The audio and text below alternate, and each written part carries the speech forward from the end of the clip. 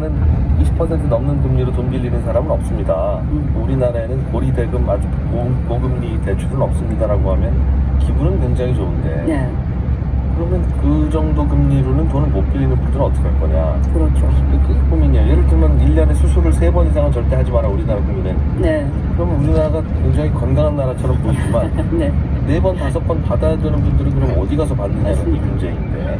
결국에는 이제 그 검은 시장으로 들어갈 수밖에 없는 거죠. 그러니까 불법 살금융 같은 경우에 지금 작년에 대법협회에서 조사한 내용을 보면 평균 거의 수백 %의 이 고금리를 매기고 있고 심지어 뭐 이번 주에 50만 원 빌리면 다음 주에 80만 원을 갚아야 되는, 그러니까 연 이자로 치면 거의 한 3,000%, 4,000%에 육박하는 그런 이자를 물면서 급전을 빌리는 서민들이 굉장히 많아졌다라는 건데요. 그게 취지는 그런 거 없애자. 그렇습니다. 그럼 그런 게 어떻게 말이 되냐? 네. 나는 취지로 만든 법인데 네.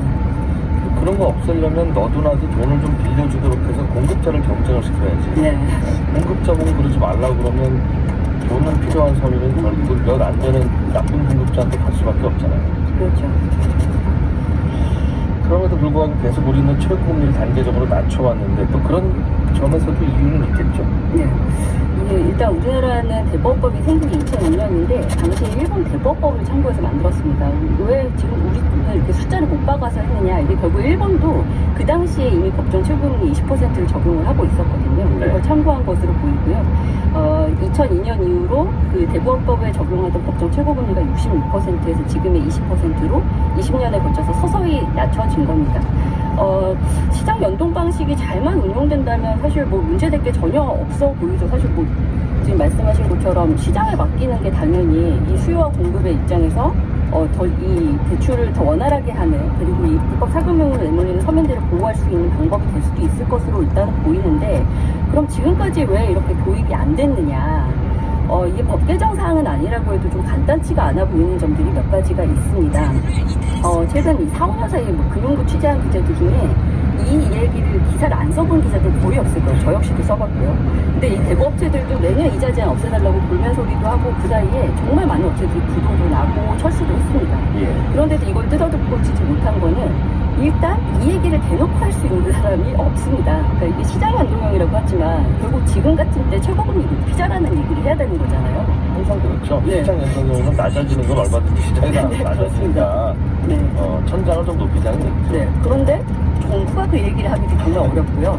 국회에서도 이 얘기하기 정말 어렵습니다. 그럼 누가 이거 총 떼매고 얘기해 줄 거냐. 그러니까 이게 당정, 이 제도를 손질하려면 당정이 어느 정도의 이제 공감대를 형성을 해야 되는데, 과연 이게 공론화까지 좀 갈 수 있겠느냐. 지금 당장 이 국회에만 해도 서민들 이자 부담 줄여주자, 그래서 법정금리 상한 오히려 연 10%, 15%를 낮추자, 이런 법안만 지금 7개가 나와 있습니다. 근데 이게 야당만 낸 게 아니고요, 여당 의원들이 낸 법안도 여러 있습니다. 그러니까 과연 정치권이랑 공폭 맞출 수 있겠냐, 이런 얘기가 나오는 거고요. 네, 이걸 법으로 낮추면 금리가 낮아질 거라고 믿는 국회의원과 유권자들이 많아서 네. 이건 좀 높여줘야 됩니다. 안 그러면 서민들 죽습니다. 네. 목소리를 내기가 민망하다는 얘기죠. 그렇습니다.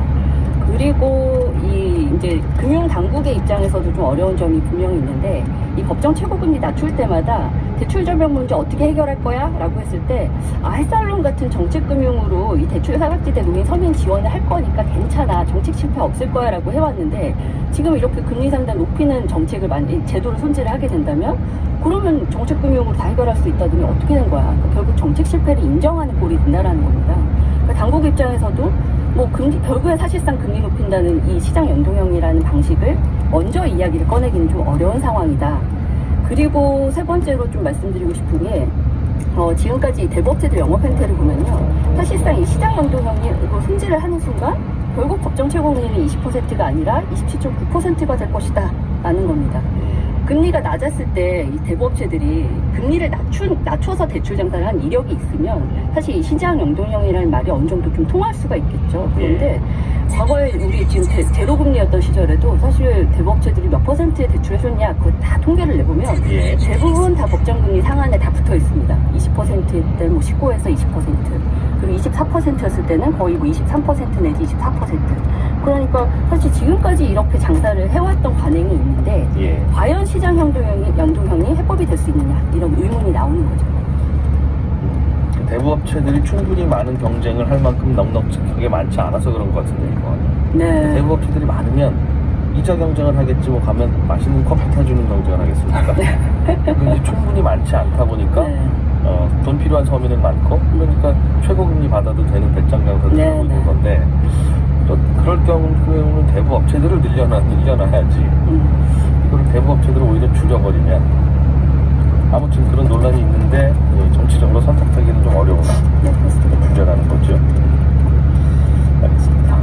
김현우 소장님, 네. 청약통장 활용법이 달라지는 것 같아요. 네, 달라집니다. 공부할 게 또 많아졌습니다.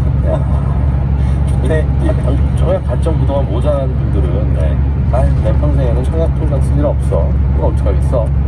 하면서 이제 깬 분들도 있고 그럴 텐데 이제는 청약통장 하나 갖고 있으면 거의 추천 운에 기대할 수 있겠다 이런 말이죠. 맞습니다. 내년부터 이 민영주택, 그러니까 예. LH나 SH 같은 공공기관이 아니라 그냥 예. 민간 택지, 민간 건설사가 공급하는 그런 주택들에 대한 청약 제도가 바뀌는데 네. 말씀하신 대로 이 민영주택에 들어가기 위해서 일반 공급은 가점제라는 점수 방식을 택합니다. 부양가족 수, 청약통장 가입기간, 그리고 무주택기간 이 세 가지를 점수화해서 84점 만점으로 보고 점수가 높은 사람부터 뽑는 건데 이 가점제는 이 규제 지역이냐 아니냐 그리고 뭐 주택의 면적이 얼마나 뜨냐에 따라서 그 비율이 정해져 있습니다. 예를 들어서 서울 같은 투기 과열 지역에서는 전용 면적 85제곱미터 이하는 100% 가점제예요. 여기는 뭐 운이 없습니다. 그런데 85제곱미터를 초과하는 경우에는 절반은 가점제, 절반은 추첨제로 선정을 합니다. 잠깐만요. 추첨제는 그래도 무주택이어야 되고 그렇습니다. 그래도 청약통장을 있어야 되고 네, 다 있어야 됩니다. 그럼 없는 분은 오늘 만들면 되겠네요. 그게 물론 1순위 요건이 있기는 한데 뭐 가입한 지 2년 이상 뭐 납입 24회 이상 이렇게 통과하면은 그거는 있어야 추첨 풀에 들어갈 수 있다. 1순위, 2순위를 뽑는데 1순위에서 일단 꽉 차고 안 미달이 되게 되면 2순위에게까지 기회가 돌아오긴 하나. 네. 되게 1순위에서 마감이 그렇죠. 되니까 마감되죠. 1순위가 되려면 통장 만든 지 2년은 돼야 된다. 네. 뭐 지역마다 다르긴 하나 2년이면은 어느 지역이나 1순위가 됩니다.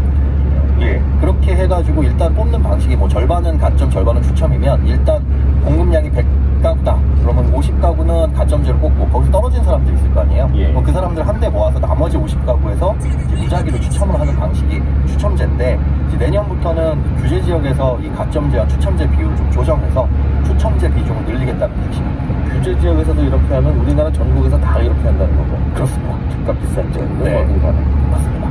중소형도 그렇게 한다는 건 모든 평양에서 다 이렇게 한다는 거죠. 다 그렇긴 한데 이게 약간 달라요. 그러니까 추첨제를 더 늘리는 면적이 있고 오히려 가점제를 늘리는 면적이 있습니다.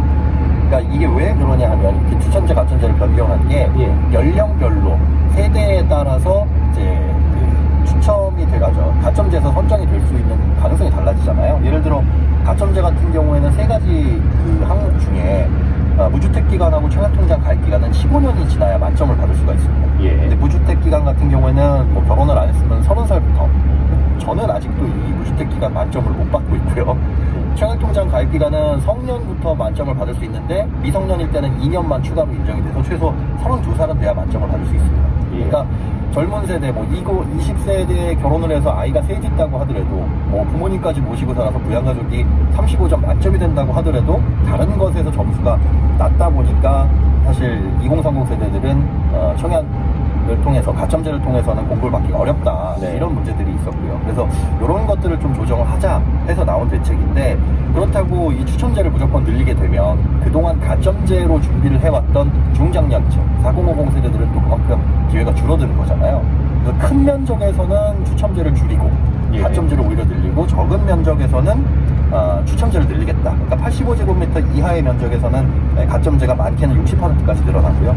85제곱미터를 초과하는 중대형 평형이라고 하는 면적에서는 중장년 수요층에 맞춰서 반대로 가점제를 늘리겠다라고 하는 건데 이게 뭐 중장년층이 소형 면적보다 대형 면적을 얼마나 선호하느냐 이것도 사실은 뭐 따져봐야 될 문제지만 앞으로 이제 공급될 주택이 소형과 대형 면적의 비중이 얼마나 달라지느냐. 그러니까 대형 면적을 공급 많이 안 하게 되게 되면 결국 그만큼 중장년층은 의미가 없죠. 그분들의 당첨 기회는 줄어드는 거니까. 하지만 2030 세대들은 85제곱미터 이하 면적에서는 확실히 기회가 아예 없던 게 조금 생기는 것은 사실입니다. 그래서 4050은 그동안 무주택 기간 길었던 네. 자금이 넉넉하지 않은 분들 네. 혜택 드리려고 이제 이걸 이렇게 한 걸 텐데 그렇습니다. 분양가도 상한제한도 눌러놓고 그렇죠. 기다리시면 언젠간 기회가 올 겁니다. 꼭 좋은 건 아닙니다만 그런 취지였는데 네. 이분들은 내 집 마련을 이제 할 방법이 없네요. 그래도 40, 50대가 되면 내 집 마련이 되는 세상이구나 하셨을 텐데 대형 면적에서 조금 기회가 늘어나지만 그러면 돈이 더 필요하고 소형 면적, 중소형 면적 85제곱미터 이하에서는 조금 경쟁률이 치열해지는 그런 상황입니다. 일단은 전 국민이 통장만 있으면 희망을 갖게 된다는 점에서는 네. 섣불리 집 사려는 분들이 또 더 줄어들 것 같겠네요. 아무래도 당첨 기회가 생기니까 네. 그렇습니다. 조금 전에 말씀하신 이 내용 말고 혹시 달라지는 게 또 있습니까? 네, 최근 뭐 미계약 물량 많아지면서 소위 줍줍이라고 불리는 무순위 청약 늘고 있는데 이게 예. 소화가 잘 안 되고 있습니다. 무순위 청약이라는 게 1순위, 2순위에서도 계약이 안 되거나 계약을 안 하시는 분들 때문에 시장에 나오는 건데 네. 원래는 예비 입주자를 선정해서 그 안에서 뽑습니다. 근데 이 예비 입주자가 세대의 40% 이상 그리고 60일간만 활용하다 보니까 그걸 넘쳐가지고 분양이 안 되게 되면 혹은 나중에 이 미계약 물량이 나오게 되면 무순위 청약이라는 걸 진행을 하거든요. 근데 이 무순위 청약도 자격이 없는 사람이 자꾸 청약을 넣거나 또 계약을 취소하게 되면 청약 제도를 다시 해야 돼서 절차를 다시 밟아야 돼서 소화가 안 되는 경우가 많아서 이걸 좀 해소하고자 예비 당첨자를 500% 이상으로 늘려놓도록 하고요. 그 예비 당첨자를 활용하는 기간도 기존 60일에서 180일로 늘리도록 개정을 합니다. 그리고 예비 당첨자를 지금까지는 합격자의 40%만 뽑을 수 있었어요? 네, 뭐 지역마다 다르긴 한데 전국적으로 보자면은 가장 나중에 40% 이상 정도만 그러다 보니 그것도 이제 60일만 활용을 했거든요. 근데 나중에 부적격 당첨이 나오게 되면 예비 당첨자를 활용할 수가 없으니까 그 안에서는 못 뽑고 새롭게 청약을 하는 거죠. 줍줍보다는 그래도 신청하신 분들 중에 뽑자. 네, 일단 그렇게 하고 그렇게라도 해서 또 안 되게 되면 무순위 청약을 하게 되는데 무순위 청약도 지금 청약 요건이 해당 지역에 거주를 해야 됩니다. 그러다 네. 보니까 뭐 전입신고를 허위로 하거나 이런 일이 발생을 하는데 그러지 않도록 하도록 이 해당 지역에 거주해야 되는 요건을 삭제를 해서 예. 어느 지역에서라도 이제 무주택 성년이면 청약을 할 수 있도록 개정이 됩니다. 매번 얻는 교훈이긴 한데 청약 집이 있는 분들도 청약 통장은 안 깨는 게 심지어 두 채, 세 채 있는 분들도 네. 그냥 청약 통장 하나 만들어 놓고 집에 뭐 금고나 서랍이나 이렇게 넣어놓는 게